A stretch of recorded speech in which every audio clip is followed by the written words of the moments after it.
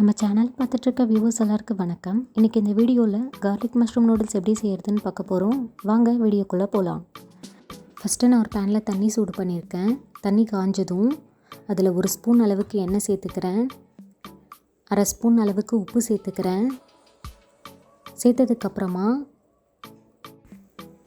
150 gram அளவுக்கு noodles எடுத்து வச்சுருக்கேன், அதை சேர்த்துக்கிறேன். சேர்த்ததுக்கப்புறமா ஒரு 70% அளவுக்கு நூடுல்ஸை வேக வச்சுக்கோங்க. வெந்ததுக்கப்புறமா அந்த பச்சை தண்ணி ஊற்றி அலசி தனியாக எடுத்து வச்சுக்கோங்க.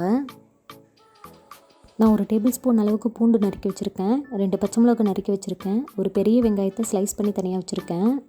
50 கிராம் அளவுக்கு மஷ்ரூம் ஸ்லைஸ் பண்ணி வச்சுருக்கேன். 1 கப் அளவுக்கு முட்டைக்கோஸ் நறுக்கி வச்சுருக்கேன். 1 கப் அளவுக்கு கேரட் ஸ்லைஸ் பண்ணி வச்சுருக்கேன். இப்போ பேன் காஞ்சதும் 1 டேபிள் ஸ்பூன் அளவுக்கு எண்ணெய் சேர்த்துக்கிறேன். எண்ணெய் சூடானதும் நம்ம நறுக்கி வச்சுருக்கிற பூண்டும் பச்சை மிளகாவும் ஃபஸ்ட்டு சேர்த்துக்கிறேன். சேர்த்துட்டு லைட்டாக வதக்கிக்கோங்க. வதக்கினதுக்கப்புறமா ஃபஸ்ட்டு வெங்காயத்தை சேர்த்துக்கோங்க. சேர்த்துட்டு வெங்காயத்தை டிரான்ஸ்பரண்ட்டாக வதக்கிக்கோங்க. தேவையான அளவு உப்பு சேர்த்துக்கிறேன். சேர்த்துட்டு நல்லா மிக்ஸ் பண்ணிக்கோங்க. இப்போ நெக்ஸ்ட்டு கேரட் ஆட் பண்ணுறேன். சேர்த்து நல்லா மிக்ஸ் பண்ணிக்கோங்க.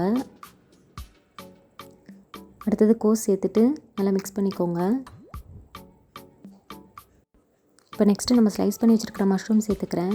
சேர்த்துட்டு நல்லா மிக்ஸ் பண்ணிக்கோங்க. இப்போ ஒரு 3 ஸ்பூன் அளவுக்கு சோயா சாஸ் சேர்த்துக்கிறேன். 2 ஸ்பூன் அளவுக்கு ரெட் சில்லி சாஸ் சேர்த்துக்கிறேன். சேர்த்துட்டு நல்லா மிக்ஸ் பண்ணிக்கோங்க.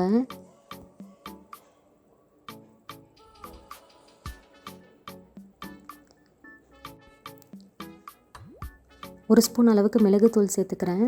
சேர்த்துட்டு நல்லா மிக்ஸ் பண்ணிக்கோங்க. இப்போ அடுத்தது நம்ம வேக வச்சு வச்சுருக்கிற நூடுல்ஸை சேர்த்து நல்லா மிக்ஸ் பண்ணிக்கோங்க.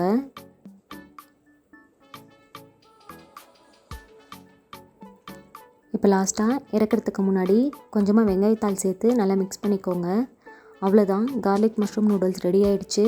கண்டிப்பாக ஒரு தடவை ட்ரை பண்ணி பாருங்கள். இந்த வீடியோ பிடிச்சிருந்தால் லைக் பண்ணுங்கள், ஷேர் பண்ணுங்கள், மறக்காமல் சப்ஸ்கிரைப் பண்ணுங்கள். இந்த வீடியோ பார்த்ததுக்கு ரொம்ப நன்றி.